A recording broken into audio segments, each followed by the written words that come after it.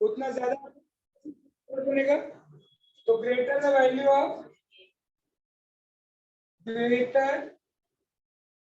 Of what के greater stability of what complex.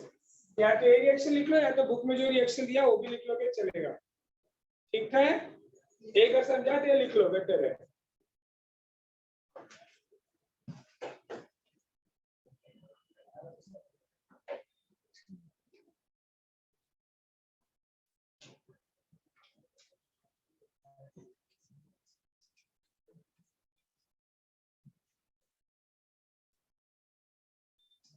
इसमें आगे एक टॉपिक है valence bond theory, that is the most important topic for your board and for your entrance also.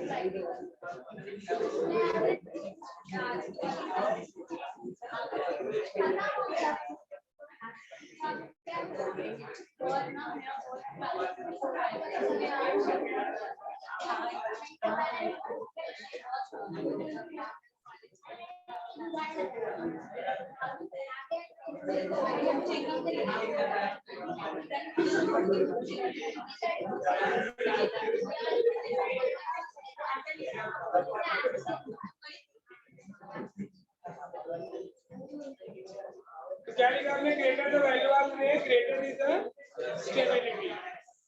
Done. चलो next heading डालो, factor affecting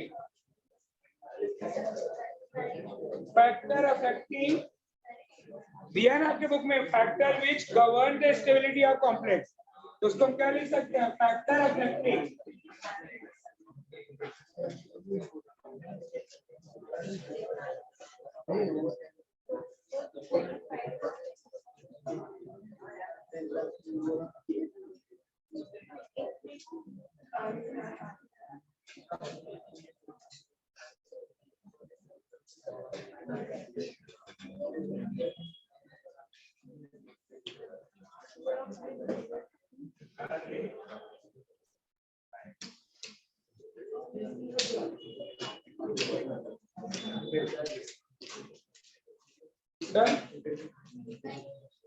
factor affecting stability of complex. लिखिए, stability of complex depend on following factors.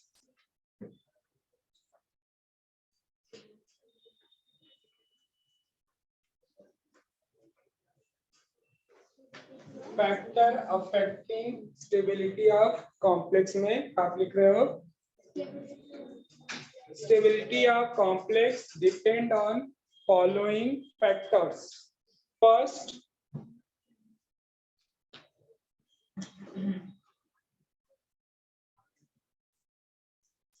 ratio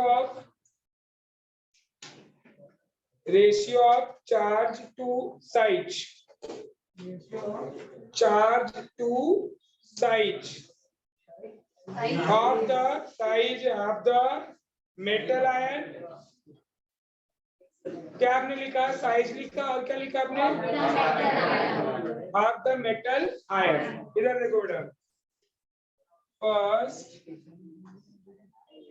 ratio, और second लिख लो, second nature of ligand.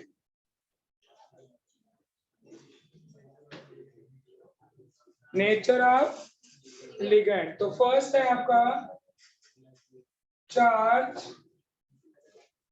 Size, ratio. Charge, size, ratio. तो यहाँ पे देखो होता है क्या बेटा, stability of complex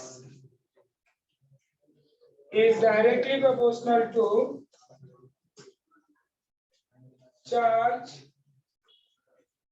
of metal ion and ratio हो रहा है ना, चार्ज और साइज। साइज किसका, मेटल आयन। ठीक, तो हमें दोनों देखना पड़ता है। अगर समझो चार्ज सेम है तो मेटल का साइज देखो, साइज सेम है तो मेटल का क्या देखो, charge. It means we can say the metals having less number of charge, less number, greater number of charge, क्योंकि देख रहे हो चार्ज के डायरेक्टली प्रोपोर्शनल होता है, तो ग्रेटर नंबर ऑफ चार्ज, और साथ में भी लिख दो, और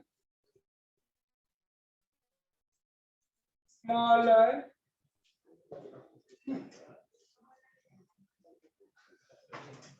size of what, metal ion, greater stability of complex। इतना समझा आपको? आपको अगर मेटल सेम हो तो चार्ज देखना है, चार्ज सेम आ रहा है तो आपको दोनों मेटल का साइज देखना है। तो नॉर्मली मेटल्स कौन से होते हैं, 3D सीरीज के होते हैं। तो लेफ्ट टू राइट अगर आप जाते हो तो साइज क्या होता है, डिक्रीज होता है। 3D सीरीज में अगर आपको मालूम हो तो scandium, titanium, vanadium, chromium, manganese, iron, cobalt, nickel, copper, zinc. Left to right जाएंगे तो साइज क्या होता है, डिक्रीज करता है। ठीक, तो कॉम्प्लेक्स में आपको मेटल देखना है, तो जिसका साइज कम होगा वो ज्यादा स्टेबल होगा, या मेटल सेम है तो दोनों का ऑक्सीडेशन नंबर निकालो, जिसका चार्ज ज्यादा आएगा they will be what, greatest. Clear है चीज, कंप्लीट कर लो। इसके बेस पे एग्जांपल देखते हैं।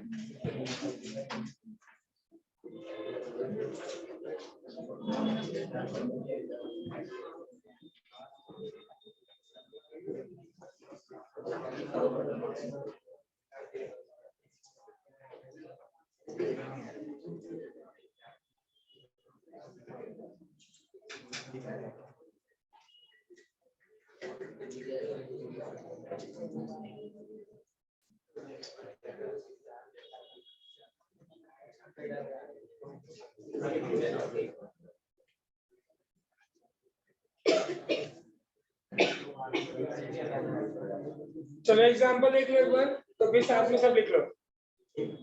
एग्जांपल आपने किया ही है, K4Fe6, potassium hexacyanoferrate, potassium hexacyanoferrate दोनों है, पर दोनों में Fe का ऑक्सीडेशन नंबर डिफरेंट होता है।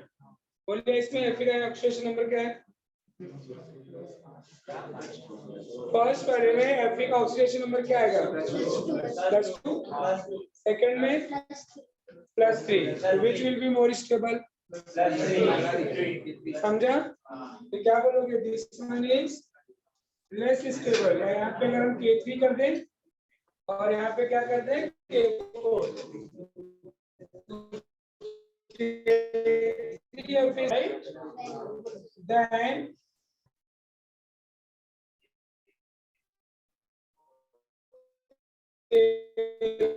F में F का चार्ज कितना है? +3 बराबर ना? और इसमें चार्ज कितना है?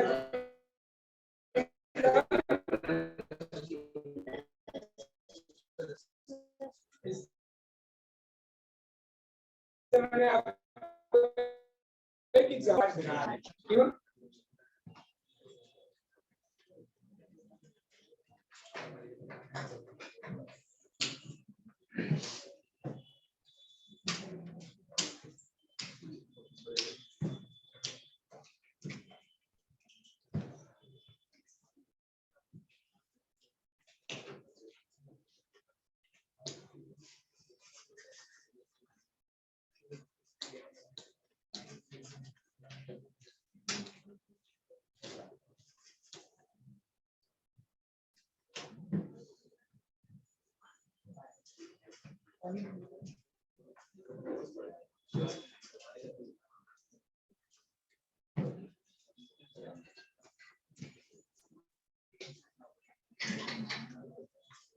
बड़ा तो चलो एक से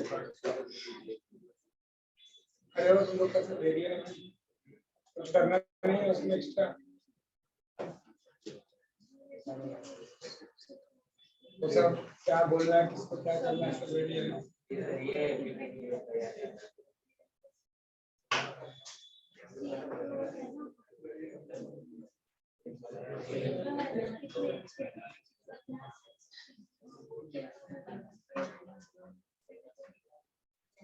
तो क्या करेंगे ऑनलाइन लेक्चर करेंगे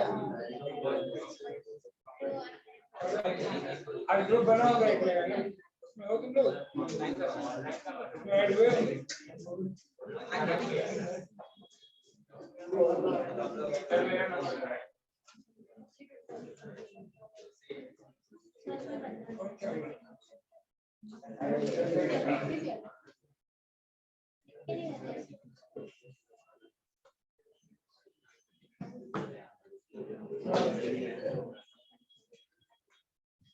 ओके इसके बेसिक एग्जांपल भी समझे ना बुक में एग्जांपल तो नहीं दिया है आईएन दिया है बस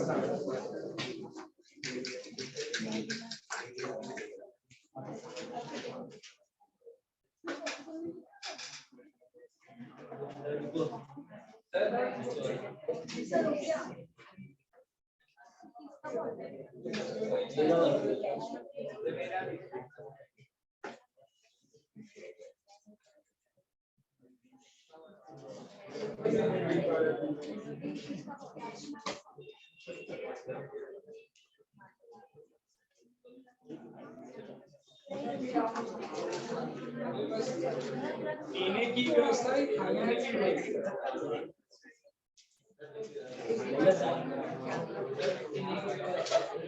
पार्टी किसकी है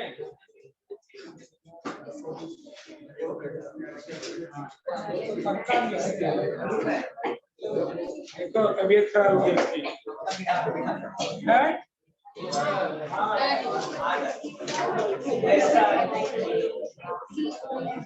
चलो एक सेकंड एग्जांपल लिखते हैं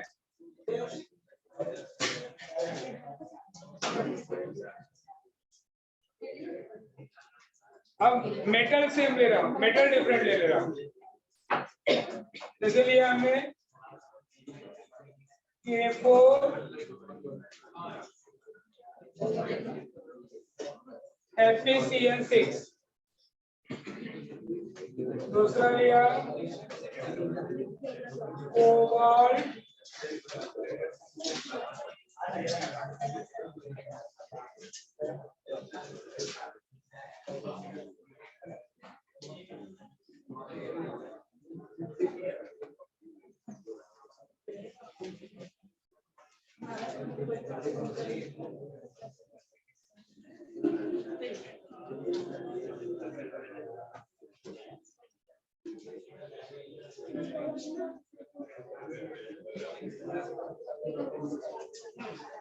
जैसे दोनों कॉम्प्लेक्स लिया इसमें देखो दोनों के मिडिल का चार्ज सेम है Fe का ऑक्सीडेशन नंबर कितना आएगा? +2 आएगा ना।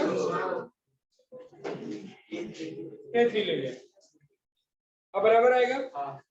इसका +3, इसका भी +3, बट दोनों का मेटल डिफरेंट है। इधर मेटल कौन सा है? Fe। इधर कौन सा है? कोबाल्ट। Fe कोबाल्ट में किसका साइज लोअर है? Fe का लोअर है, कोबाल्ट का। लेफ्ट टू राइट जाते तो साइज डिक्रीज करती है, तो कोबाल्ट का साइज सबसे कम है।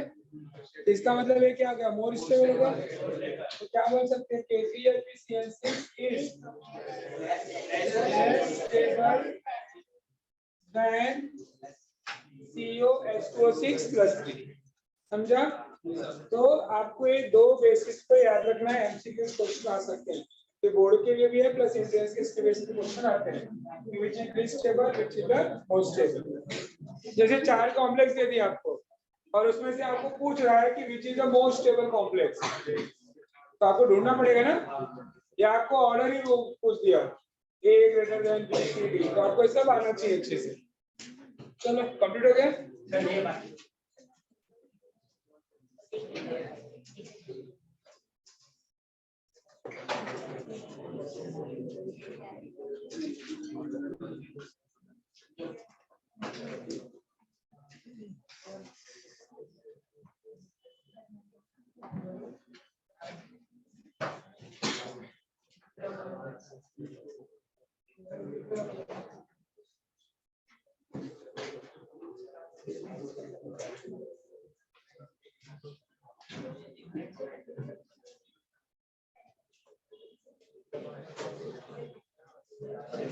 CO2 में कार्बन पे कौन सा हाइड्रेशन होता है भाई?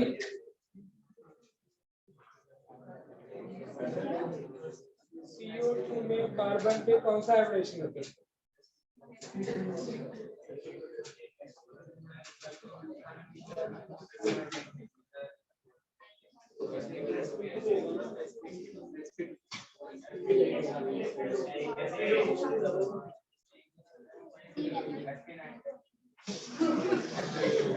PCl5 में P में कौन सा होता है?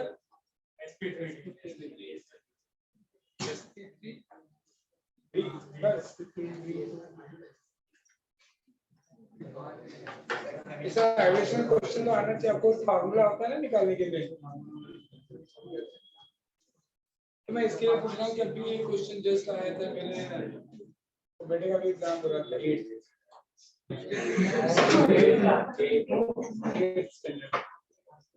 उसमें क्वेश्चन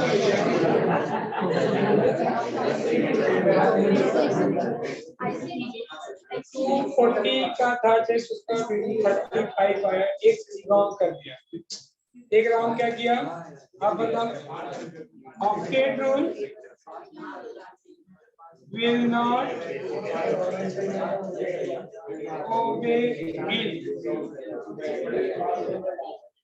BCl5, BCl3, CH4,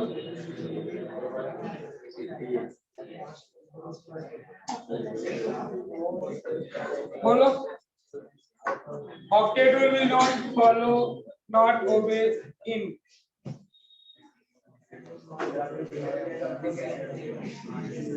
आपका लिखा है ना, एक यही रॉन्ग किया था उन्होंने, अभी किया है। बोलो आप बताओ क्या करेक्ट है?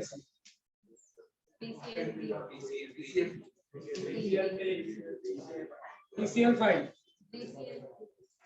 BCl3, बस एक ही मल्टी आंसर, ऐसा उन्होंने भी किया।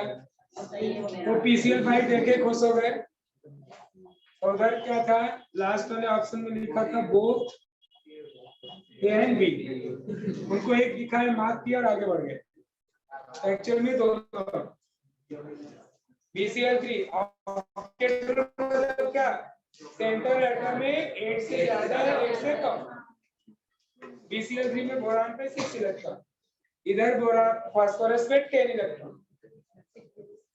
एक एफिशिएंट हो गया, एक डेफिशिएंट, तो दोनों नहीं ओबे करते, बाकी दोनों ओबे, एक मीथेन में करते। हम लोग भी वही गलती की थी, क्या मतलब यार। चलो नेचर ऑफ लिगैंड। अब लिगैंड पे कैसे डिपेंड करेगा बेटा, इसके स्ट्रेंथ पे। लिगैंड भी जो होता है स्ट्रॉन्ग फील्ड लिगैंड होता है और वीक फील्ड लिगैंड होता है। और टॉपिक तो यहाँ पे ही दे दिया इसने कि depend on nature of ligand, but strength of ligand का जो है वो 2-3 पेज बाद है। ये थोड़ा इस टॉपिक का ये ड्रॉबैक भी है। नेचर ऑफ लिगैंड यहाँ पे लिख दे रहे हैं कि stabilities depend on the what, strength of ligand. Clear. अब स्ट्रॉन्ग फील्ड लिगैंड रहेगा तो स्टेबल कॉम्प्लेक्स होगा, वीक फील्ड लिगैंड होगा तो लेस स्टेबल होगा। हाउ कैन वी नो कि कॉम्प्लेक्स स्टेबल कौन सा लिगैंड स्ट्रॉन्ग फिट का है और कौन सा वीक फिट, इसके बारे में टॉपिक आपने पढ़ा ही नहीं। एक टॉपिक कहाँ पे देखो, पेज टर्न करो आप, नेचर ऑफ लिगैंड हेडिंग मिला है ना आपको। अब ये दिया कहाँ पे देखो, लिगैंड का ऑर्डर ऑन पेज नंबर 204 मिला। एक क्रिस्टल फील्ड थियरी टॉपिक होगा, उधर राइट साइड में कुछ लिगैंड का एक ऑर्डर दिया नीचे एकदम देखो, लिखा होगा ligand arrange in increasing field strength. सबसे वीक फील्ड लिगैंड इसमें दिखाया आपको I-, सबसे स्ट्रॉन्ग किसको दिया है,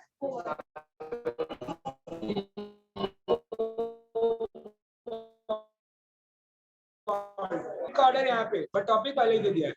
तो लिखिए नेचर ऑफ लिगैंड में, nature of ligand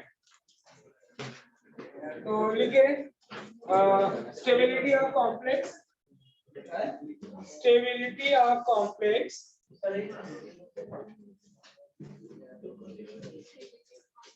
depend on strength of ligand, strength of ligands. Clear?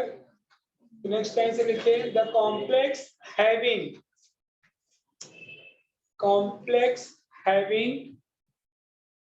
strong field ligand, complex having strong field ligand, greater stability,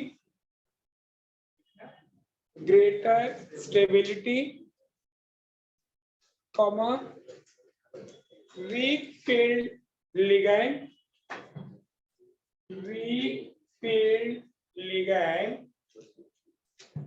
less stability.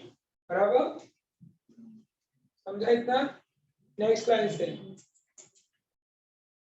the increasing order of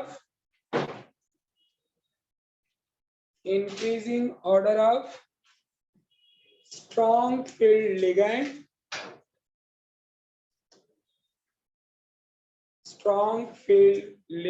are as follows।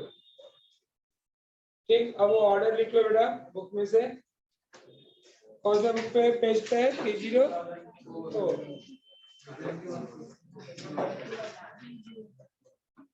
ठीक 204 मिला आपको, लिख लो। अच्छा सुनो, जहां जहां पे उनको थोड़ा मार्क करना, साइनाइड जहाँ यहाँ पे थोड़ा उसको अंडरलाइन कर देना क्योंकि ज्यादातर यही कॉम्प्लेक्स में मिलता है अपने को।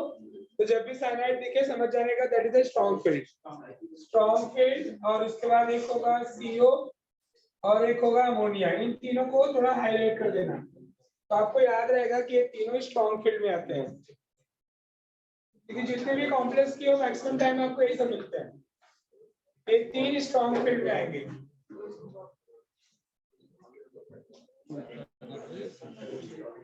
सीधा कर लेना।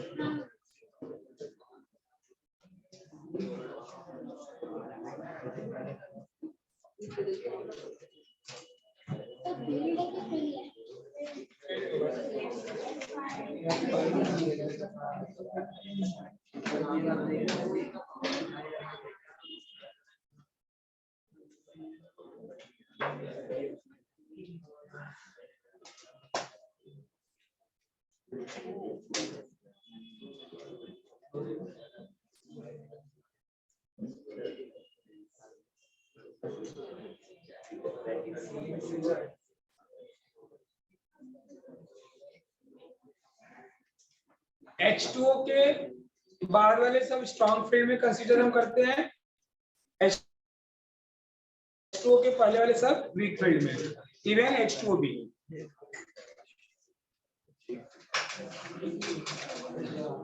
जहाँ H2O लिखे उसको सर्कल कर देना है।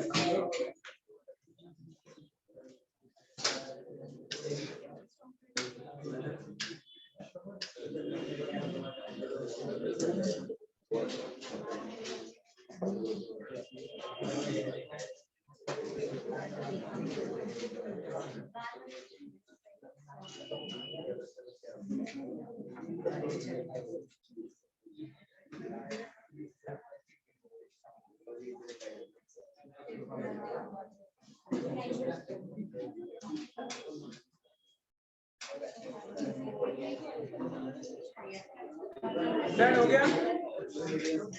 चलो इसके बेस पे एग्जांपल देखो। अभी जैसे एग्जांपल आपको दिया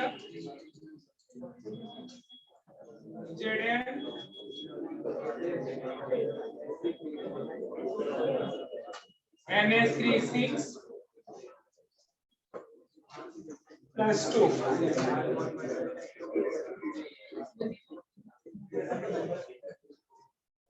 Zn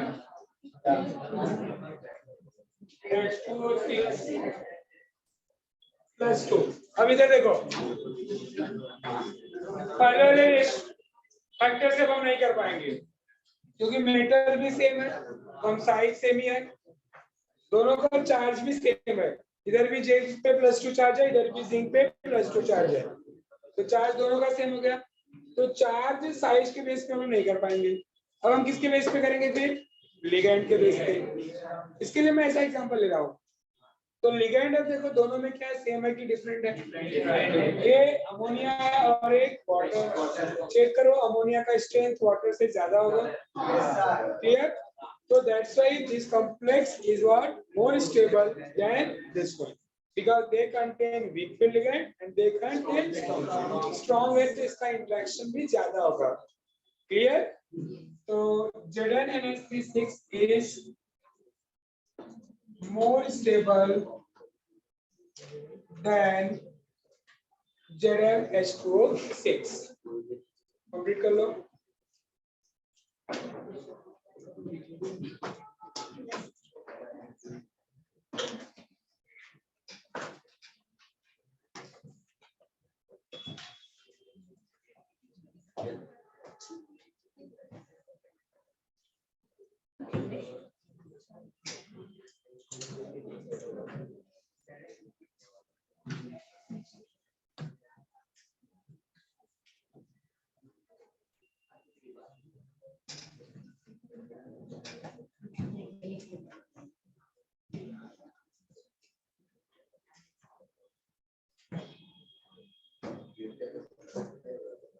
डन। अच्छा, एक और इम्पोर्टेंट लिख लो जो आपकी बुक में नहीं है, थोड़ा एंट्रेंस के बेस पे आपको क्वेश्चंस मिलेंगे। जब हम सॉल्व करेंगे एंट्रेंस के क्वेश्चन तो मिलेंगे, ये नोट करके रख लो, लिख लो। चिलेट कॉम्प्लेक्स, क्या क्या क्या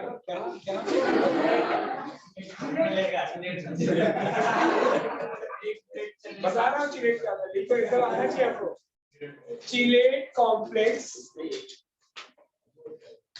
chelate complex is more stable than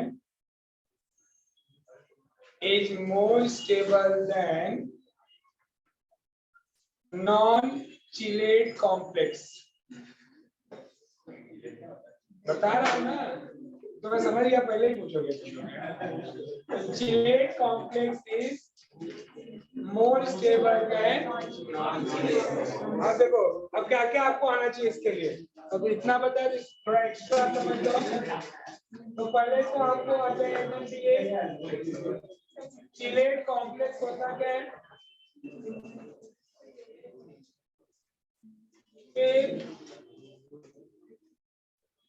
chelation भी आना चाहिए। क्या चिलेशन। अब पहले चिलेट कॉम्प्लेक्स क्या होता है, कुछ है नहीं बहुत डिफिकल्ट। से चिलेट कॉम्प्लेक्स होता है क्या है, लिगैंड जो होते हैं ना दो टाइप के आपको मालूम है, मोनोडेंटेड लिगैंड और एक बाइडेंटेड और पॉलीडेंटेड। पॉलीडेंटेड होते हैं, पॉली में ही आपका बाइडेंटेड आ गया। तो होता क्या है, द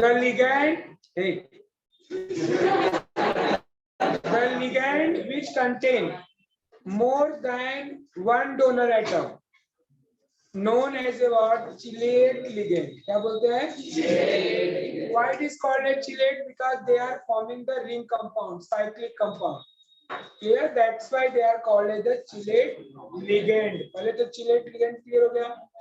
अब chelate ligand मतलब जिसके पास donor atom more than one हो, जैसे बाइडेंटेड ट्राइडेंटेड सब। क्यों ऐसा है, क्योंकि वो रिंग बनाते हैं, साइक्लिक कंपाउंड बनाते हैं। अब क्वेश्चन है कि चिलेट कॉम्प्लेक्स क्या होगा, तो the complex which contain bidentate और या पॉलीडेंटेड लिगैंड, तो the complex which contain polydentate ligand is called a chelate complex. लिख लो चिलेट कॉम्प्लेक्स क्या। हाँ, तो लिगैंड चिलेट होने के कारण ही तो कॉम्प्लेक्स को हम चिलेट बोल रहे हैं। The complex which contain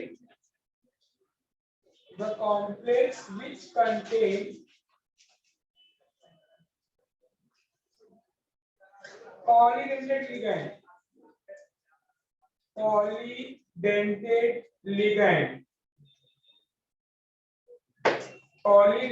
ligand, like लिख लो दो तीन लिगेंड के नाम, ब्रैकेट में लिखना EN, शॉर्ट में लिखते हैं ना EN, ये नहीं दिखली लाइन कॉमा OX ऑक्सीडेट है DIEN डाइन है ना, TRIEN EDTA capital EDTA comma एक और होता है DMG डाइमिथाइल ग्लाइसिनेट होता है, DMG DNG हो गया ठीक। तो इतना लिखे आपने, ब्रैकेट क्लोज। तो आपने क्या लिखा, the complex which contain polydentate ligand known as chelate complex,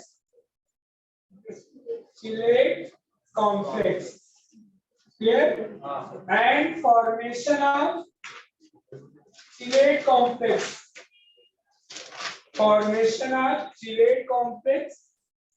known as chilation,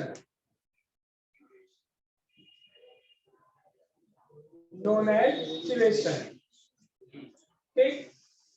अब इसके बेस पे आपको एग्जांपल पूछता है कि विच इज मोर स्टेबल, तो देखिए यहाँ पे ऊपर लिखूं,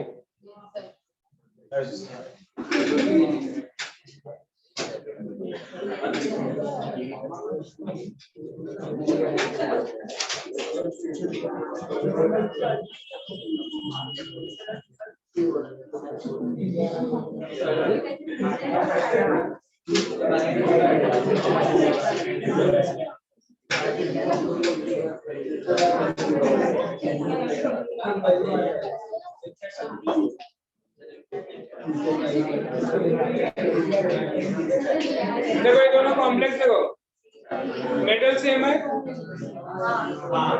चार्ज सेम है। अब NH3 और EN में चेक करो which is the strong field ligand, अपने लिए ऑर्डर लिखा होगा, EN ही दिया होगा। इसके लिए मैंने लिखा है अभी आपको कि चिलेट कॉम्प्लेक्स होता है इज ऑलवेज मोर स्टेबल, क्योंकि ये चिलेट कॉम्प्लेक्स है, क्योंकि यहाँ पे they contain the what, polydentate ligand. तो polydentate ligand always is the what, higher strength as compared to what, monodentate ligand। ये क्या बोलोगे, is the less stable than COEN thrice। तो आपको मैंने टोटल देखा जाए तो 4 फैक्टर करा दिया, एक चार्ज ऑफ कैटायन, एक size of ligand, sorry size of metal, दोनों charge of metal, size of metal, ये हो गया। तीसरा आपने क्या लिखा, लिगैंड, और फिर क्या लिखा आपने, चिलेट और नॉन चिलेट। ठीक है, स्टेबिलिटी हम आपको काम आएगा। तो हमने कंप्लीट कर लिया stability of the complex.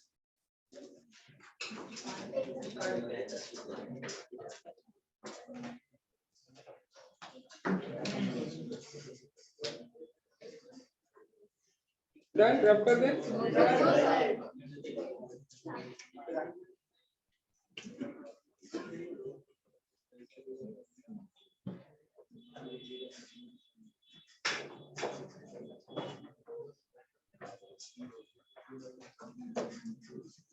Chelate के बारे में और नॉलेज चाहिए तो डालो नेट के, आपको बहुत सारे आ जाएंगे कंसेप्ट। कॉम्प्लेक्स चिलेट क्या है, कुछ की तरह वैसे ही लिखा दिया। डालो जिन चेक करो, देखो चिलेट दिख रहा है, देखो कुछ होता है कि नहीं होता है। चिलेट चिलेट आया ना, है ना?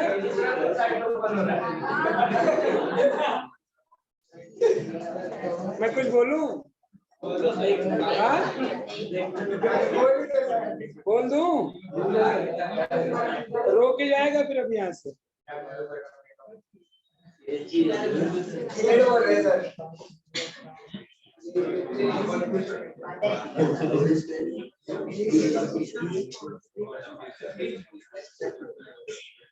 Next one.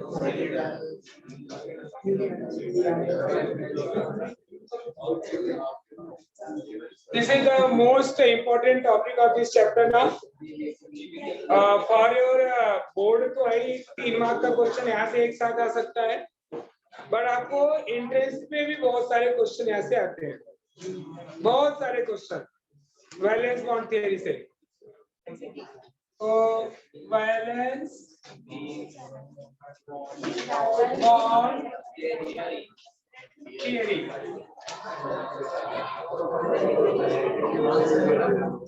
देखो यहाँ पे आप पढ़ोगे क्या क्या। पहले इसका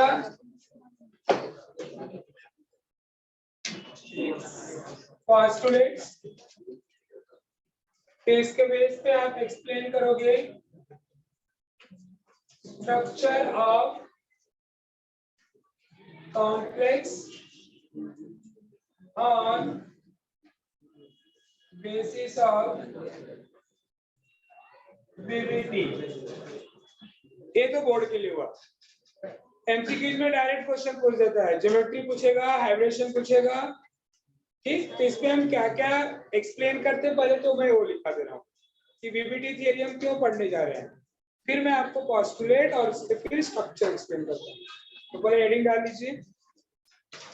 एग्जाम में क्वेश्चन अभी कभी नहीं आया, इसे नॉर्मली हम याद कराते हैं कि 6 पोस्टुलेट्स याद कर लो, शायद आ जाए। बट अगर पोस्टुलेट्स आएगा तभी ये स्ट्रक्चर एक्सप्लेन कर पाओगे, ये भी है, क्योंकि उसके हर एक पॉइंट के बेस पे हम एक्सप्लेन करते हैं। जैसे हाइब्रेशन सीखने के पहले आपको हाइब्रेशन के रूल पढ़ने पड़ते हैं, तो हाइब्रेशन का रूल कभी नहीं पूछता स्टेप्स इन्वॉल्व, आपको डायरेक्ट किसी का एग्जांपल पूछता है कि explain the hybridisation of methane, explain the hybridisation of methane, explain the hybridisation of ethyne. ऐसे यहाँ पे भी है, आपको किसी भी कॉम्प्लेक्स का आपको ज्योमेट्री पूछेगा, ठीक। तो लिखिए पहले नीचे टॉपिक है क्या, इसका यूज क्या करना है अपने को, तो लिखिए, बोलो। Right, valence bond theory, valence bond theory, valence bond theory is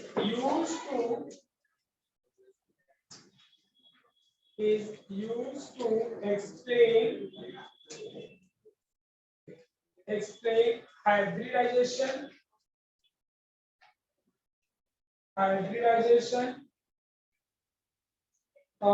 geometry bracket में लिख सकते हो, शेप, टेट्राहेड्रल है, ऑक्टाहेड्रल है, सब शेप हो गया। देखिए आपने geometry and magnetic behaviour, magnetic behavior of complex of complex. आपको डायरेक्ट पूछ देता है कि दो कॉम्प्लेक्स दे देगा या एक ही दे देगा और पूछेगा कि एक्सप्लेन, जैसे K4Fe है, पूछ देगा कि K4Fe इज व्हाट, ट्रायंगुलरिटी और पैरेललिटी। ये आपको क्वेश्चन आता है। दूसरा पूछ देगा ये ऑक्टाहेड्रल कॉम्प्लेक्स है, टेट्राहेड्रल, क्योंकि चार है तो टेट्राहेड्रल भी हो सकता है, स्क्वायर प्लेनर। हम यहाँ से एक्सप्लेन कर पाएंगे क्योंकि चार में मैंने आपको बताया था दो ज्योमेट्री होती है, तो एक टेट्राहेड्रल और एक square planar. But how can we know which is the tetrahedral and which is the square planar? So with the help of VBT we can explain which is the square planar or tetrahedral. उसके बाद हम आपका shape यही आप बता रहे, दूसरा vibration बता सकते हो, इसमें sp3 वाइब्रेशन हो रहा है, sp2 हो रहा है, कि sp हो रहा है, कि sp3d हो रहा है, sp3d2 हो रहा है, d2 sp3 हो रहा है। क्लियर? तो this type of vibration we have to discuss here. तो समझ में आया VBT हम क्यों पढ़ने जा रहे हैं? एक मैग्नेटिक बिहेवियर, दूसरा ज्योमेट्री और तीसरा वाइब्रेशन। क्लियर? तो फॉलो आपका पोस्टुलेट्स, हेडिंग डालिए पोस्टुलेट, है ना, लिखिए postulates of VBT, postulates of VBT, then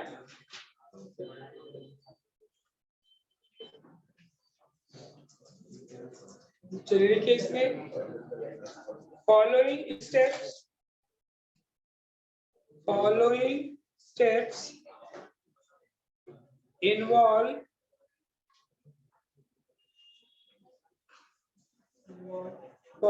steps involve in describing bonding in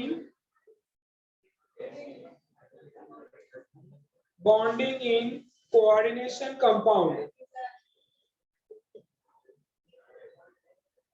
Bonding in coordination compounds. ठीक, फर्स्ट पॉइंट देखो, अभी एज इट इज जैसा बुक में स्टेटमेंट है मैं वही लिखना है, क्योंकि जो डेफिनेशन होता है, रूल होता है, तो एज इट इज लिखना होता है, और उसको मैं थोड़ा एक्सप्लेन करके शॉर्टकट में करते चल रहा हूँ, बट आपको लिखना वही है जो बुक का है। फर्स्ट पॉइंट देखो क्या बोल रहा है, जो सेंट्रल मेटल है, पहले सुन लो फिर वहां से लिखना है, एक एक पॉइंट समझते जाएंगे और लिखते जाएंगे। मेटल जो है, क्योंकि एक पॉइंट अगर जब तक ये समझ में नहीं आएगा हम स्ट्रक्चर नहीं कर पाएंगे, ये पॉइंट याद रहेगा तो भी शॉर्टकट भी है। बोर्ड के लिए वही आपको 5 या 6 मिनट लगेंगे लिखने में। एमसीक्यूज के लिए सेम एग्जांपल को हमें 30 सेकंड में भी हम बता पाएंगे कि इसका ज्योमेट्री क्या है और इसका वाइब्रेशन क्या है और इसका मैग्नेटिक बिहेवियर क्या है। तो हमें दोनों चीजें भी यहाँ पे करना है। लॉन्ग क्वेश्चन आया तो हमें कैसे यूज करना है, और उसी को 1 मार्क में एमसीक्यूज में आ गया तो भी हमें करना है, क्योंकि यही क्वेश्चन 3 मार्क में भी आता है कि explain the word NiCN6 is the word और टेट्राहेड्रल या स्क्वायर प्लेनर या जो भी मैग्नेटिक बिहेवियर है, कोई भी एक प्रॉपर्टी दे देगा तो आपको पूरा का पूरा सॉल्व करना पड़ता है। तो बोर्ड के लिए आपको तो लिखना है 3 या 4 मार्क के लिए, क्योंकि स्टेप्स में होते हैं पूरे, बट उसी को मैं शॉर्टकट में 30 सेकंड के अंदर भी हमें बताने आना चाहिए कि इसके अंदर कौन सा वाइब्रेशन होगा, एक कौन सा मैग्नेटिक बिहेवियर होगा। तो हम दोनों का प्रैक्टिस करा देंगे। तो इसके पहले आपको अच्छे से पॉइंट सब याद हो जाने चाहिए।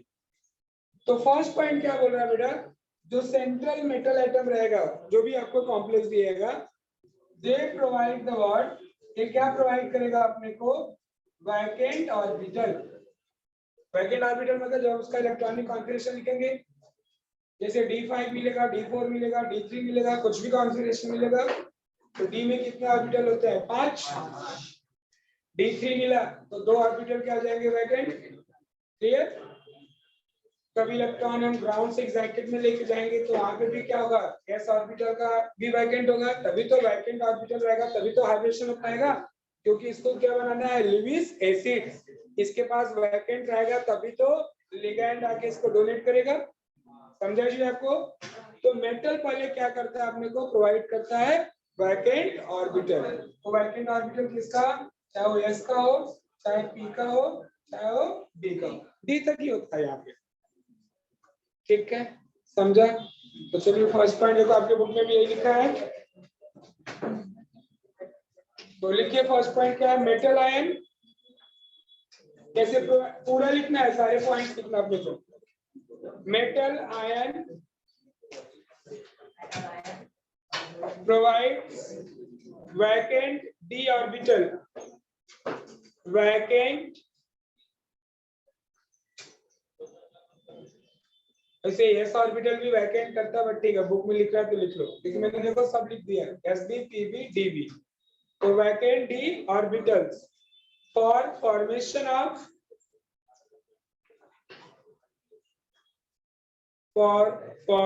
Of coordinate bond with ligand। ठीक है, आपको एक चीज पहले ध्यान में रखना होगा कि मेटल को लिगेंड क्या करता है, इलेक्ट्रॉन पेयर डोनेट करता है। तो मेटल पहले क्या करता है, वैकेंट ऑर्बिटल प्रोवाइड करता है। क्लियर हो गया? चलिए second point.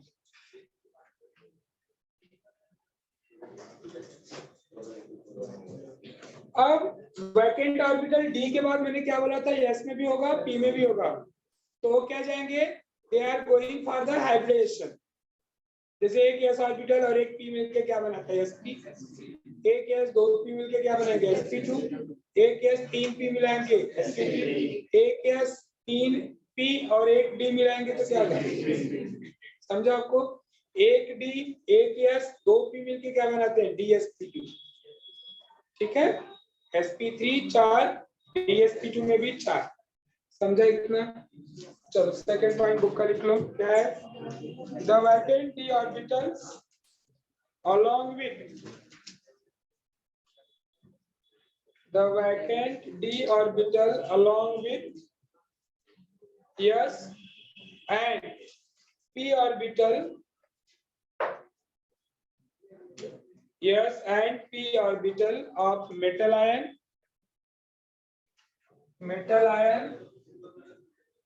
take part in hybridization। देखो, एस ऑर्बिटल में एक होता है, पी में तीन होते हैं और डी में टोटल कितने होते हैं, 5। मालूम है सब? तो ये क्या होंगे, they will go for the what, hybridisation होंगे। तो they are forming the what, hybrid orbital. क्या बनाएंगे, हाइब्रिड ऑर्बिटल। कितना समझ में आ गया, 2 पॉइंट। थर्ड पॉइंट देखो क्या है। अब क्वेश्चन है, थर्ड पॉइंट पहले समझ लो कि हमें वैकेंट ऑर्बिटल चाहिए कितना। हम तो ग्राउंड फिक्स ब्रैकेट में आप बहुत सारे खाली करा सकते हैं, है ना। पी में आप एक्साइटेड में जाओगे तो जिसे 3s है, 3p तक लिखा तो हमारे पास 3d भी है, हमारे पास 4 में जाओगे तो हमारे पास 4d भी है, 4f भी है। हमें कितना वैकेंट ऑर्बिटल चाहिए पहले आना चाहिए। तो number of vacant orbital of metal is equal to number of ligand। जैसे CO K4FeCN6 है, तो CN का कितना नंबर है, 6, मतलब हमें 6 वैकेंट ऑर्बिटल चाहिए। किसी का कोऑर्डिनेशन नंबर 4 है, लिगैंड 4 है, तो हमें वैकेंट ऑर्बिटल कितना चाहिए, ठीक। तो अगर किसी का कोऑर्डिनेशन नंबर 4 है तो उसका हाइब्रिडेशन sp3 ही मैक्सिमम हो सकता है या dsp2 हो सकता है। 4 तो 4 ही, sp3 d2 नहीं हो सकता। इस क्लियर हो गया? तो लिखिए इसमें, the number of vacant hybrid orbital, the number of vacant hybrid orbitals formed, the number of vacant hybrid orbitals formed is equal to the number of ligand,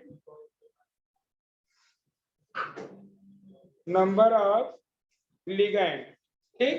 या ब्रैकेट में लिख दो CN, थोड़ा उसको शॉर्टकट करा दो, चल जाएगा ना। ब्रैकेट में क्या है, कोऑर्डिनेशन नंबर टी है। क्लियर? इधर देख, जैसे ध्यान से समझो, आपने एक एस का लिया और पी का कितना लिया आपने, 3, ठीक, दोनों मिक्स हुए और क्या बना दिया आपको, 4 हाइब्रिड ऑर्बिटल, 1 2 3 4, sp3 4 बना दिए, 4। अब इसका मतलब यहाँ पे लिगेंड भी कितना आना चाहिए, 4। तो नंबर ऑफ वैकेंट और sorry number of hybrid orbital form from the vacant orbital is must be equal to number of ligands. So number of vacant hybrid orbital of metal is must be equal to number of ligands. Clear हो गया? तो थोड़ा जब आप learn करोगे ना तो कुछ ऐसे ही शॉर्टकट बनाओगे तो आपको याद भी होगा। जैसे देखो 3 पॉइंट अभी मैं रिवाइज करा दे रहा हूँ। फर्स्ट पॉइंट क्या बोला था, metal provide the what, vacant orbital, ठीक, फॉर फॉर्मेशन ऑफ द, तो एक्स्ट्रा लिखा दिया, for formation of coordination bond with the metal and ligand. दूसरा along with the what, d orbitals, है ना, s and p orbital will hybridise and to form the what, hybrid orbital. तीसरा आपने क्या बताया कि number of hybrid orbitals clear is provided by metal ion is must be equal to what, number of ligands या coordination number। इधर समझा? पहले metal का बता रहे हैं फिर लिगेंड का बता रहे हैं। फिर लिखे next number,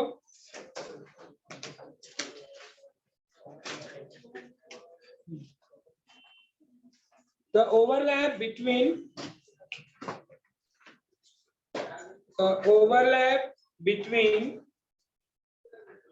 the vacant hybrid orbital, the vacant hybrid orbital of metal and filled orbital of ligands, filled orbitals of the ligands, हो गया, leads to formation of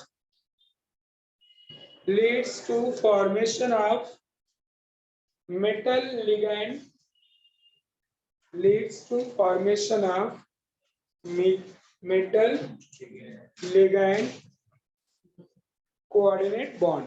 आपको मालूम बेटा बॉन्ड किसके बीच में बनते हैं, मेटल और ligand, which will be donate the electron pair, ligand. तो वैकेंट वाला कौन है, मेटल, फील्ड वाला कौन है, लिगैंड।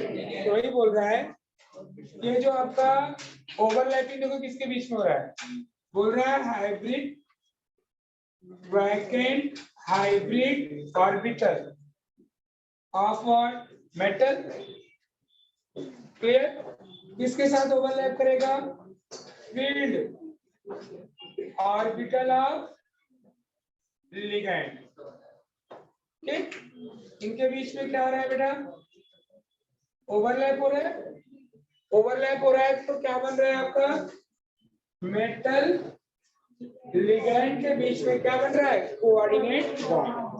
आया समझ में? पहले आपने मेटल के बारे में बता दिया कि वैकेंट ऑर्बिटल देता है, वैकेंट ऑर्बिटल कितना होना चाहिए वो भी आपने बता दिया, फिर बोल रहा है आपने कि लिगेंड कितना होना चाहिए वो भी आपने बता दिया। अब उसके बाद में बताया कि लिगेंड और मेटल के इंटरेक्शन क्या है, क्लियर। ओवरलैप किसके बीच में हो रहा है बेटा, बोल रहा है कि vacant orbital of metal and field orbital of ligand, ठीक है, overlap to each other, clear, and to form the coordinate bond between metal and ligands। clear हो गया point? चलिए next point,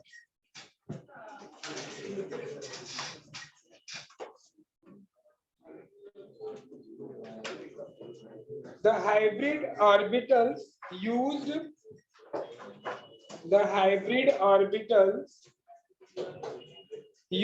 by metal ion, the hybrid orbitals used by the metal ion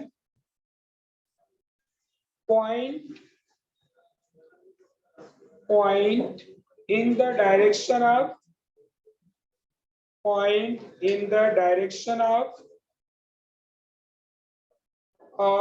the ligand the ligand. ठीक है, अभी होता क्या है, जो हाइब्रिड ऑर्बिटल है मेटल के बीच में जब ये कोऑर्डिनेट बॉन्ड बनेगा तो वहां पे क्या होगा, अब जो हाइब्रिड ऑर्बिटल है उसमें क्या होता है बेटा, उनके लोब्स होते हैं, कोई टेट्राहेड्रली होता है, कोई ऑक्टाहेड्रली होता है, कोई लीनियरली होता है, कोई ट्रायगोनली होता है। तो क्या करेंगे, एक स्पेस देंगे आपको, एक डायरेक्शनल देंगे जिसके बेस पे आप बता पाते हो उनका क्या ज्योमेट्री। क्लियर है पॉइंट। नेक्स्ट,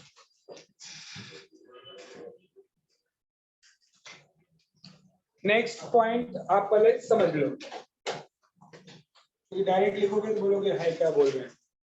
इधर होता क्या, देखो बेटा, n-1 d ऑर्बिटल और n d ऑर्बिटल, ये समझ में आता है आपको बात। n-1 d ऑर्बिटल और n d ऑर्बिटल, ये दोनों आपने कभी सुना, इसका मीनिंग समझ में आता है आपको? n-1 d ऑर्बिटल, जैसे इलेक्ट्रॉनिक कॉन्फ़िगरेशन आप लिखते हो, अगर आप फोर्थ से स्टार्ट करते हो ना तब 3D आता है, हेलो ना।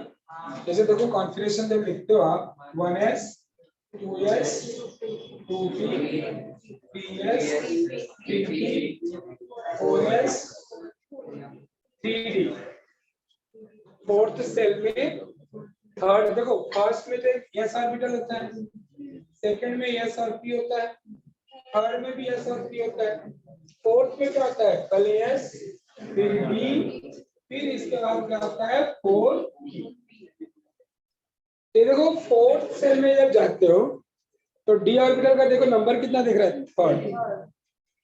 तो अगर एन सेल क्या है 4 है तो 3d को हम क्या बोलते हैं, n-1। ये तो डेफिनेशन होता है डी ऑर्बिटल का, the last electron enters into n-1 d orbital. अब देखो अगर आप फिफ्थ सेल में जाते हो तो 5s, फिर आता है 4d, फिर आता है 5। तो फोर्थ सेल में अगर हम यहाँ पे बेटा 4d ले लें तो आपका वो n-d ऑर्बिटल में कंसीडर है, अगर फोर्थ सेल तक जाते हैं। और 3d को हम क्या बोलते हैं, n-1, मतलब आउटर मोस्ट अगर सेल 4 है तो 4d क्या होगा बेटा आपका आउटर। क्लियर हुआ। तो बोल रहा है जब भी n-1 d orbital involve in the hybridisation, that type of the complex is called as inner complex। क्या बोलते हैं इसको, इनर कॉम्प्लेक्स के एग्जांपल जिसमें हाइब्रिडेशन क्या होता है बेटा, dsp2, dsp2 जैसे फोर्थ सेल का जा रहा है ना, तो उसके इनर सेल का अगर डी ऑर्बिटल, इनर सेल मतलब पहले ना, अगर हमें sp के बाद हम डी लेते तो आउटर सेल होगा, तो dsp2 के होते हैं और ऐसे एक होते हैं ऑक्टाहेड्रल में d2sp3, इसको हम बोलते हैं इनर कॉम्प्लेक्स। और जब भी एन डी ऑर्बिटल इन्वॉल्व हो, कौन सा orbital, N, outer most shell का जब डी ऑर्बिटल इन्वॉल्व हो तो उस कॉम्प्लेक्स को हम बोलते हैं क्या, आउटर कॉम्प्लेक्स। जैसे sp3d2, sp3d2 फोर्थ सेल में हो तो 4d अगर आप इन्वॉल्व कर रहे हो इसका मतलब हुआ सेम सेल का आप डी ऑर्बिटल ले रहे हो। जब भी n-1 d इन्वॉल्व, एग्जांपल जब करेंगे तो और अच्छे से हो जाएगा, n-1 d इन्वॉल्व होता हो तो उसको हम बोलेंगे इनर कॉम्प्लेक्स, और nd ऑर्बिटल होगा तो उसको हम क्या बोलेंगे, आउटर कॉम्प्लेक्स। देखो क्या लिखा है, n-1 d और nd orbital used in hybridization allow the complex to be classified as, देखो क्या लिखा है, outer orbital and inner orbital complex। तो कंफ्यूज कर रहा है, पहले उसने n-1 लिखा है उसको आउटर लिख दे रहा है, तो आप उससे अच्छा ये लिखो, तो लिखिए when n-1 d orbital involve, n-1 d orbital involve for hybridization,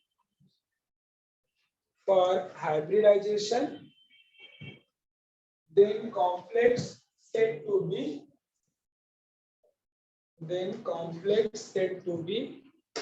inner complex,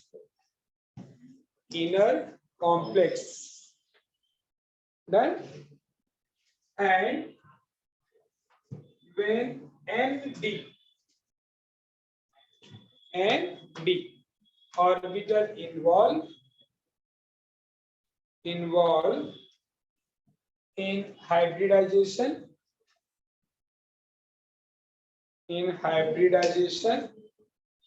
then complex said to be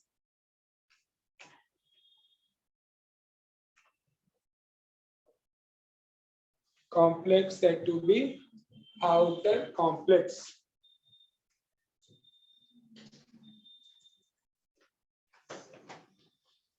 हो गया?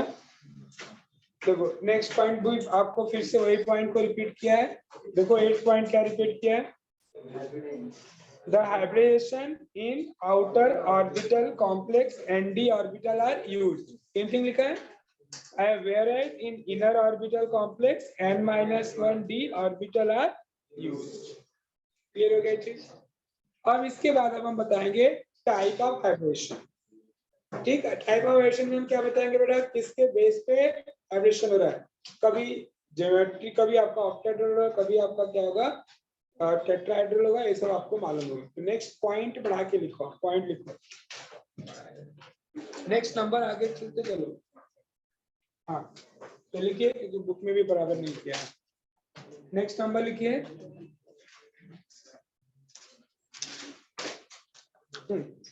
Geometry of the complex.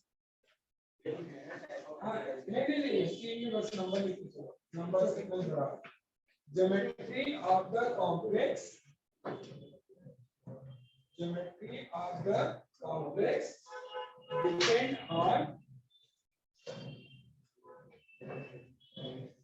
depend on hybridization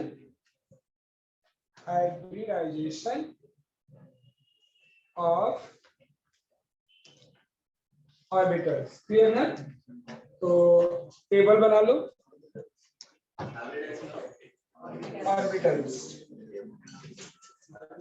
orbitals of metal ion लिखना हो तो लिख सकते हो. एक टेबल डाल के लिखते हैं. कौन कौन सा जो अपने को जरूरत है? टाइप ऑफ हाइब्रिडेशन और ज्योमेट्री. देखो अगर हाइब्रिडेशन क्या होगा, वैसे एसपी कभी अपने को मिलेगा नहीं. हमने लिगेंड ओनली 4 वाला और 6 वाला किया है, तो एक दो हम एक्स्ट्रा लिख ले रहे हैं. एसपी तो लिख लो लीनियर,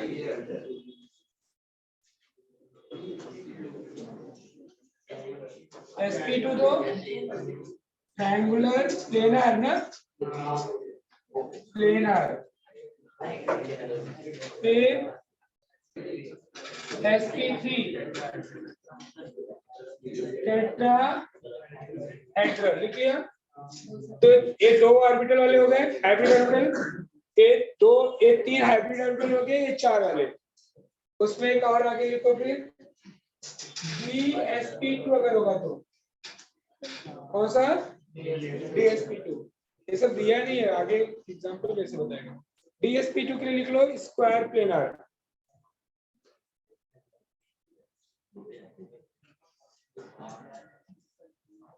डन. Square planar. फिर sp3d2 ऑक्टाहेड्रल. बट इसमें जो कॉम्प्लेक्स रहेगा वो क्या रहेगा? आउटर वाला. फिर d2sp3 वो भी क्या रहेगा? ऑक्टाहेड्रल.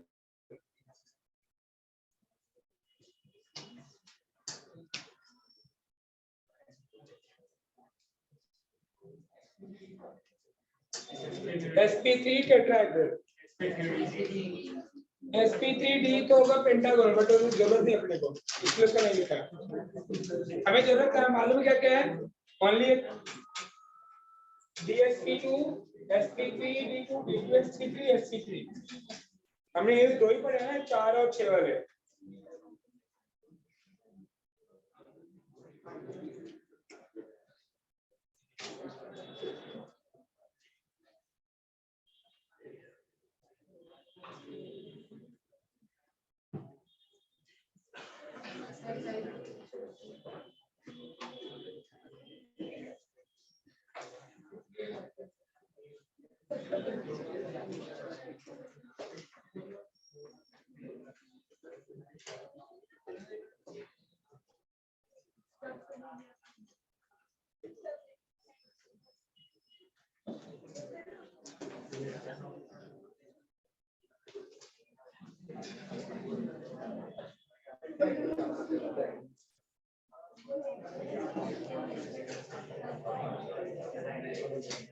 चलो आगे लिखो।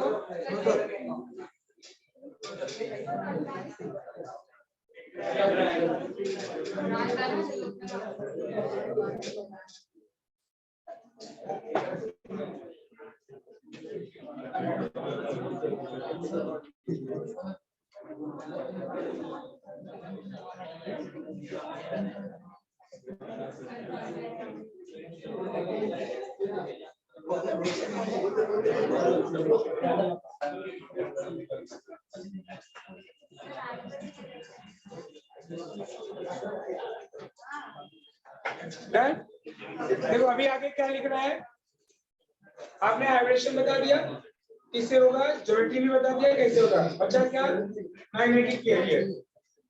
ठीक, मैग्नेटिक बिहेवियर के लिए बुक में लास्ट में देखो लिखा होगा, लास्ट पॉइंट 8 देखो, उसमें 8 करके पॉइंट दिया ना, determine the number of unpaired electron and predict magnetic behaviour, बस इतना लिख दिया।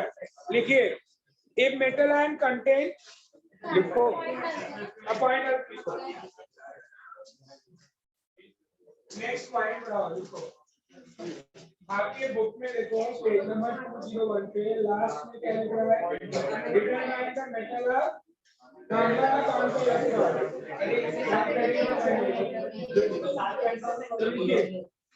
If metal ion contain unpaired electron, if metal ion contain unpaired electron, then complex is paramagnetic. PARA तो पढ़ा होगा ना तो उन्हें paramagnetic unpaired if metal ion contain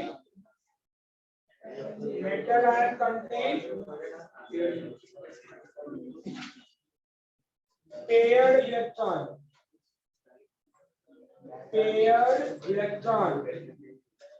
then complex is diamagnetic.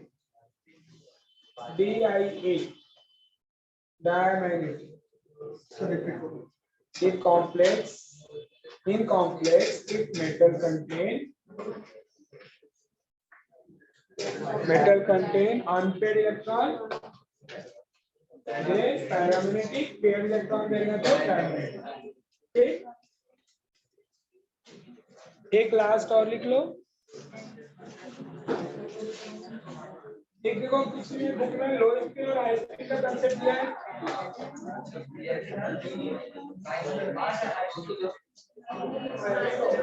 Next point लिखो बस, स्ट्रॉन्ग फील्ड लिगेंड, हाँ, इस strong field ligand present in complex,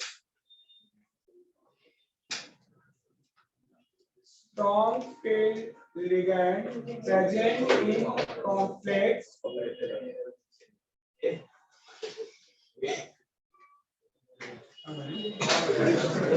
are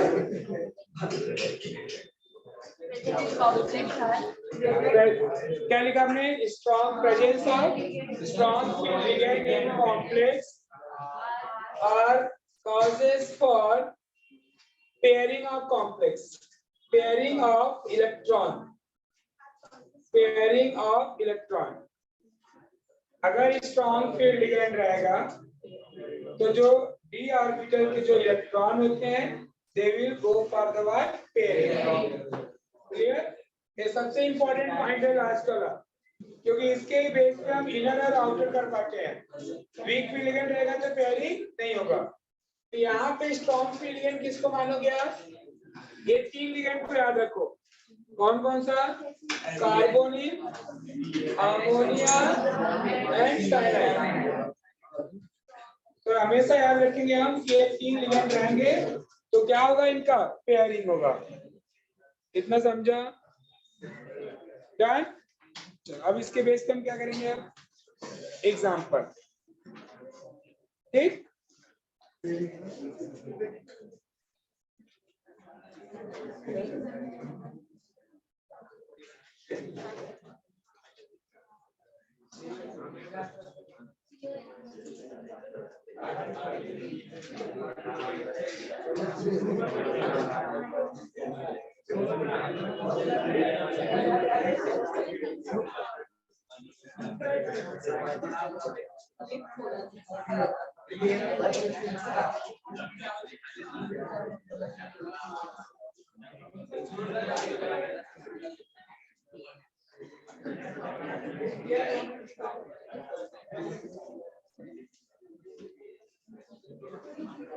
चलो फर्स्ट एग्जांपल लो।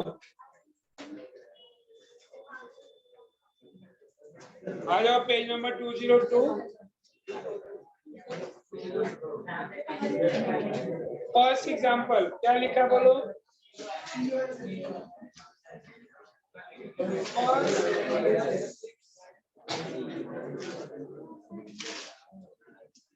CO NH3 प्लस क्या लिख रहे हैं यहाँ पे? लो स्पीड का मीनिंग होता है they contain strong field ligand, मतलब पेयरिंग होगा यहाँ पे। आपको कभी लो स्पिन लिखा भी रहेगा, कभी नहीं लिखा रह सकता है। तो लो स्पिन का मतलब strong field ligand, high spin का मतलब वीक फील्ड लिगेंड। देखो अब जब आप एक्सप्लेन करते हो तो कौन कौन से स्टेप्स में आप करने जाते हो। ये स्टेप्स अगर देखा जाए तो आपके बुक में दिया हुआ है ऑन पेज नंबर 201। देखो दिया है ना, टाइप ऑफ हाइड्रेशन जो है ना, उसके नीचे देखो पॉइंट वाइज करके दिया है कि कौन कौन से स्टेप्स को हमें करना है। तो चलिए उस स्टेप्स को मैं अब नहीं लिखा रहा हूँ, मैं यहाँ पे करते चलूंगा एक एक एग्जाम। क्वेश्चन कैसे आएगा? एक्स क्या करेगा, गरम हो रहा है ऊपर से बंद कर दो। किधर बैठ गया? किधर? हाँ सच में मैं ना परेशान हो गया, तो मैं वहाँ बैठ चुका हूँ। देखो क्वेश्चन कैसे आएगा आपको, इसमें बुक में डायरेक्ट लिख दिया एग्जांपल। आपको क्वेश्चन कैसे पूछेगा? Explain the geometry of this complex on basis of VBT। एक वाला सीधा सीधा क्वेश्चन। या दूसरा, अगर इसका मैग्नेटिक बिहेवियर अगर जानता हो तो पहले से लिख देगा कि explain this is the paramagnetic, this is the diamagnetic, explain this is the octahedral, explain this is the inner या आउटर।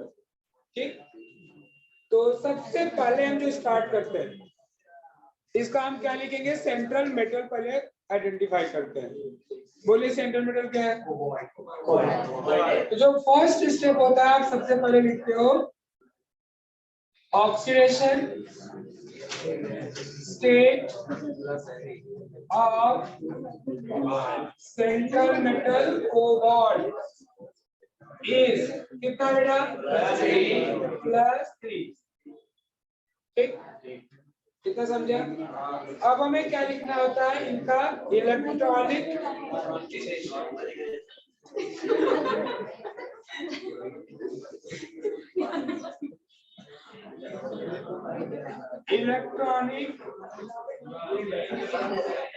कॉन्फ़िगरेशन ऑफ, पहले इलेक्ट्रॉनिक कॉन्फ़िगरेशन ऑफ किसका लिख लो? कोबाल्ट।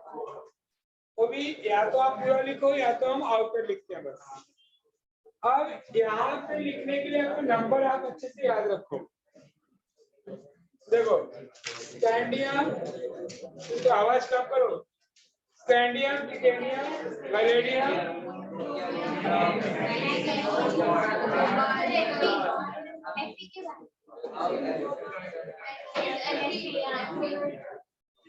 इनका नंबर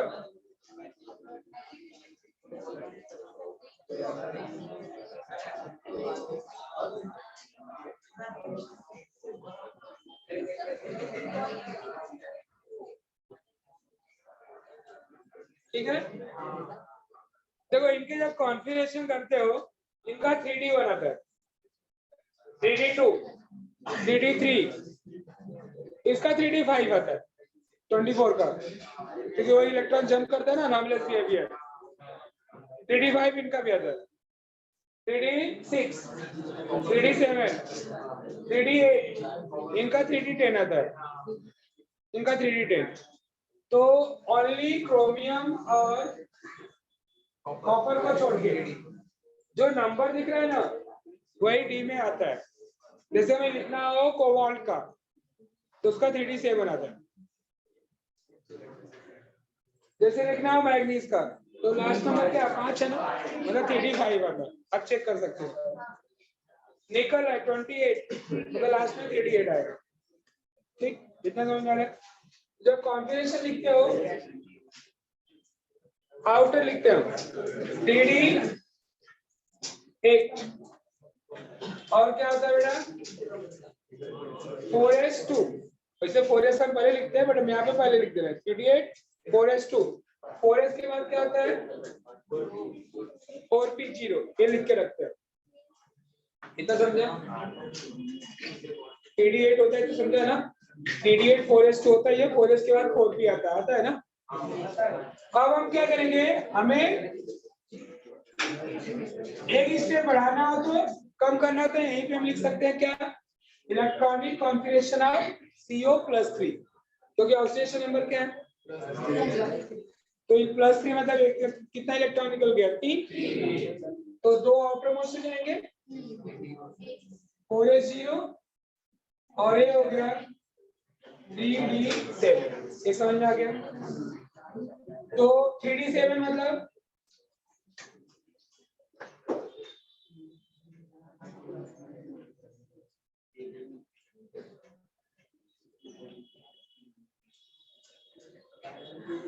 ठीक, अकॉर्डिंग टू हॉर्न्स रूल पहले electron क्या जाएंगे, सब में सिंगल जाएगा, फिर पेयरिंग स्टार्ट होगा।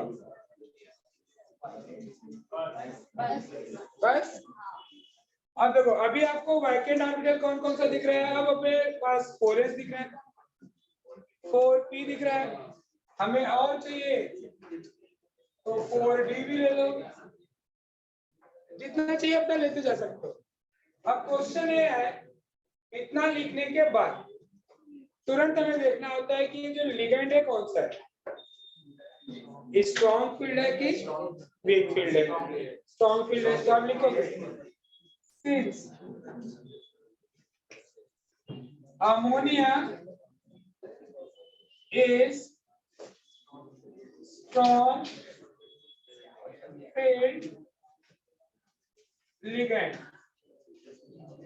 स्ट्रॉन्ग फील्ड लिगेंड रहने से क्या होगा बेटा, देविल कोबाल्ट का एटॉमिक नंबर कितना है 27 ना, तो 27 तो पहले से ही था 36 ना, बराबर 27 ना, तो 3D7 था, 4s0 4s2 3 निकला, तो यहाँ से 2 यहाँ से 3D6 बचा ना, कोई बोल भी नहीं। तो since ammonia is strong field ligand, मैंने क्या लिखा है आपको बीबीटी के फॉस्फेट के लास्ट पॉइंट में कि अगर स्ट्रॉन्ग फील्ड लिगेंड रहेगा तो they will cause for the what carry, clear. तो होगा क्या, जो 3D के इलेक्ट्रॉन है they will get paired. Then ये बहुत ही इंपॉर्टेंट लाइन है, क्योंकि अगर इसको आपने मिस किया तो वैकेंट ऑर्बिटल मुझे यहां से मिलेगा, अदरवाइज आप क्या करोगे, आगे से लोगे 4D ले लोगे, मतलब बनना चाहिए अपने को समझो D2sp3, तो आप क्या बताओगे एडिशन, यहीं पे रॉन्ग हो जाएगा, समझ आ रही मेरी बात। तो since ammonia is strong field ligand, then electron of 3D orbital gets paired. Okay, तब आपको कॉन्फ़िगरेशन क्या मिलेगा बेटा? फिर electronic configuration of cobalt plus 3 एक एक्साइटेड स्टेट में मान लो हो गया। तो अब ये 3d6 तो एच है, 4s 0 4p 0, समझ लो नहीं 3 या 4 मार्क का बोर्ड में आता है, आपको फिर आने वाला नहीं है, खुद से छोड़ दोगे टॉपिक को, स्किप कर दोगे।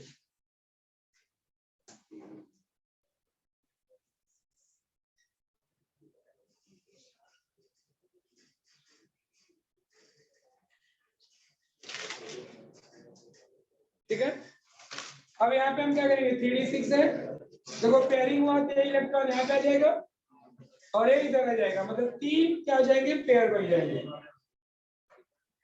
डन। अब हमें क्या चाहिए? मेटल का वैकेंट ऑर्बिटल कितना प्रोवाइड करता है, बट वैकेंट ऑर्बिटल किसके इक्वल होना चाहिए? नंबर ऑफ, समझो? तो कितना लिगेंड अपने पास? हमें 6 वैकेंट चाहिए, तो 6 अपने को देखो कहां से मिल रहा है, 2d से ले लेते हैं, एक s से ले ले और एक c, कितना हो गया? अब अगर वही पेयरिंग आप नहीं करते तो इलेक्ट्रॉन तो यहाँ तो था ही, आप 6 के लिए क्या करते? एक यहाँ से लेते, 3 यहाँ से लेते और 4d से लेते हैं। 4d मतलब nd ऑर्बिटल इन्वॉल्व करते, बट एक्चुअल में क्या इन्वॉल्व हो रहा है? n-1d 3d इन्वॉल्व हो रहा है। अरे मेरी बात समझ में? तो आपको सबसे पहले चेक करना है कि वो लिगेंड कौन सा स्ट्रॉन्ग है कि वीक। हो गया। अब क्या करेंगे? कौन सा हाइब्रिडेशन? अब मेटल का वैकेंट ऑर्बिटल ले लिया, अब ये क्या करेंगे? They will going for the what? Hybridisation. आपको लिखना पड़ेगा नाउ, ये पूरा मैं एक एक स्टेप बता रहा हूँ, बीच में हम आगे देखेंगे, आगे के एग्जांपल में स्किप भी करते हैं पॉइंट, बट आपको पहले हर एक स्टेप समझ लो क्या क्या करते हैं। पहले मेटल का ऑक्सीडेशन नंबर, उनका इलेक्ट्रॉनिक कॉन्फ़िगरेशन, फिर हम क्या करेंगे? लिगेंड चेक करेंगे, फिर उसके बेस पे हम वैकेंट ऑर्बिटल निकालेंगे। ये आपका भी समझाएगा। देखो तो फर्स्ट पॉइंट में यही था ना कि metal provide the vacant orbital और vacant orbital must be equal to number of ligand. अब हम क्या करने जा रहे हैं कि हमारे पास वैकेंट ऑर्बिटल मिल गया, अब हम क्या करेंगे? इसको ले जाएंगे हाइब्रिडाइजेशन के लिए। तो अब यहाँ से देख के आपको पता चल गया, आगे आपका फॉर्मेलिटी है बोर्ड मार्क्स का लेने के लिए, बट आप जब एमसीक्यू सॉल्व करोगे तो यहाँ से ही प्रेडिक्ट कर लिए कि कौन सा हाइब्रिडेशन होगा। D2sp3 ये बता लिया, ज्योमेट्री बता सकते हो। फिर इलेक्ट्रॉन पेयर है, इलेक्ट्रॉन पेयर है मतलब डायमैग्नेटिक। तीनों आंसर यही पे आप पास कर सकते हो, बट बोर्ड के मार्क्स के लिए आपको पूरा लास्ट तक जाना पड़ेगा। एमसीक्यू से यही पे बता दिए D2sp3 हो गया, इलेक्ट्रॉन पेयर हो गया, तो ये सब हो गया डायमैग्नेटिक। वही अगर आप नहीं करते पेयरिंग तो आप तीनों आंसर रॉन्ग करते, हाइब्रिडेशन भी रॉन्ग कर देते। D2sp3 की जगह पे आप बता देते sp3d2 और इधर क्या बोल देते? पैरामैग्नेटिक, क्योंकि इलेक्ट्रॉन अनपेयर्ड। ये 2 3 सब फर्क पड़ जाएगा आपको। तो नाउ आप बताओगे क्या बेटा? 2 3d 1 4s and 3 4p vacant orbital of metal क्या है? CO+3 गेट्स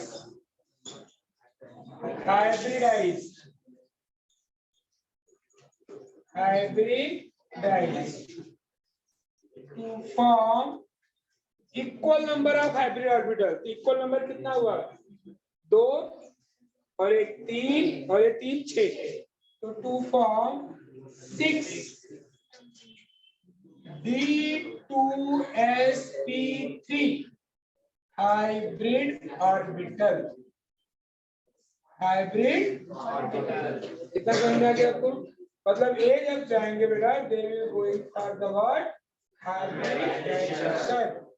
कितना समझा? अब हाइब्रिडेशन के बाद यहाँ पे बता दो, यहाँ पे फिर आगे का सेंटेंस लिख दो which will be overlap। Clear ना? या तो पूरा एक साथ यहाँ पे दिखा दो।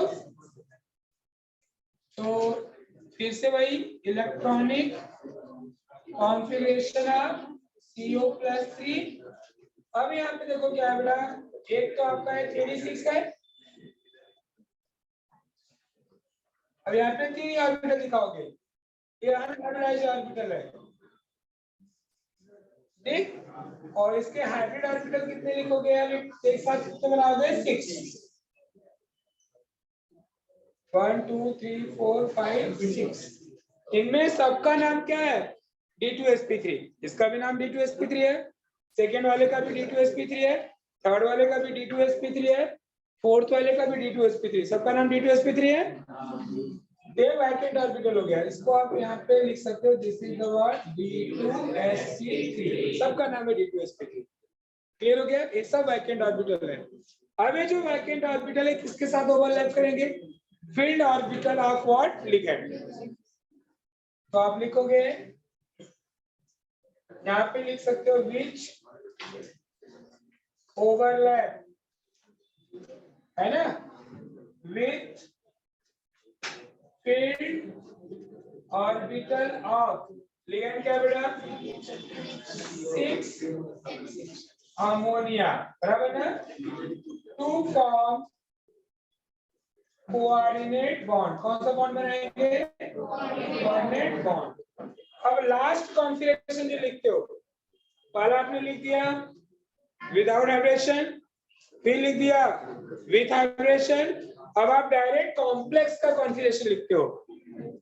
तो इलेक्ट्रॉनिक कॉन्फिगरेशन आप डायरेक्ट कॉम्प्लेक्स लिखो, CO NH3 6+3।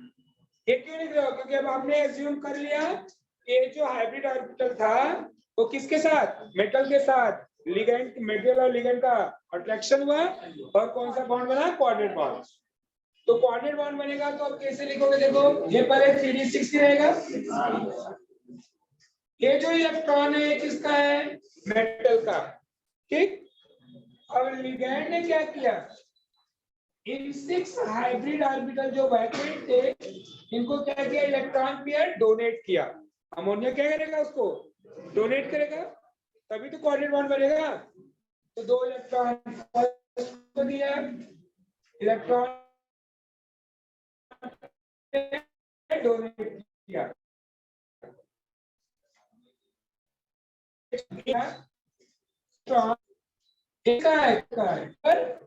और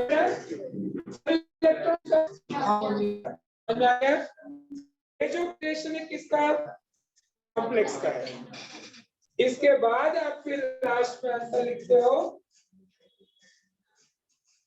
10। फर्स्ट आंसर हाइब्रिडाइजेशन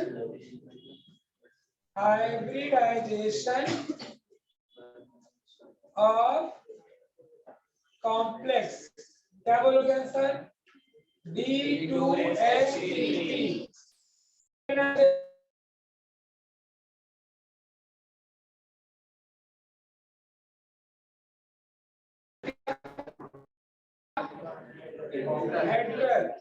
उसमें भी कौन सा, इनर कॉम्प्लेक्स।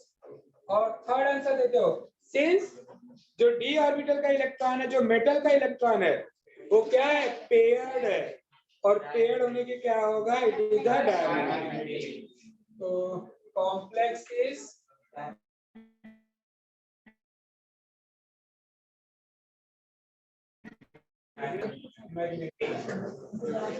होपफुली पूरा अच्छे से समझा पाए आपको। आगे मैं और एग्जांपल वही कराऊंगा, डोंट वरी, और 2-3 करेंगे तब जाके आपको थोड़ा याद होगा, बट इसको स्टेप्स को आपको करना है। चलो चलो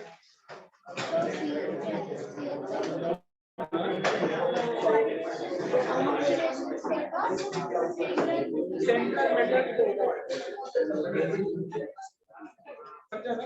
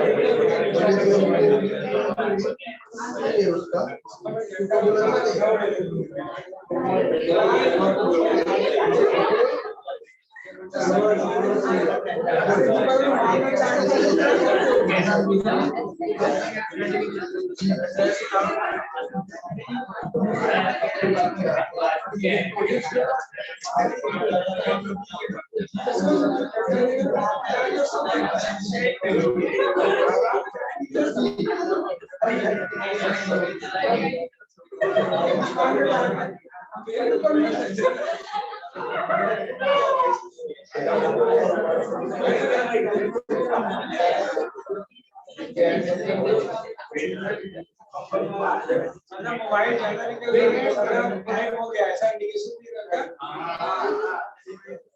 ओके राइट, ठीक है, कंप्लीट कर लो फिर आप लोग ले लो भाई मोबाइल आपका फोटो। चलो बाय बाय।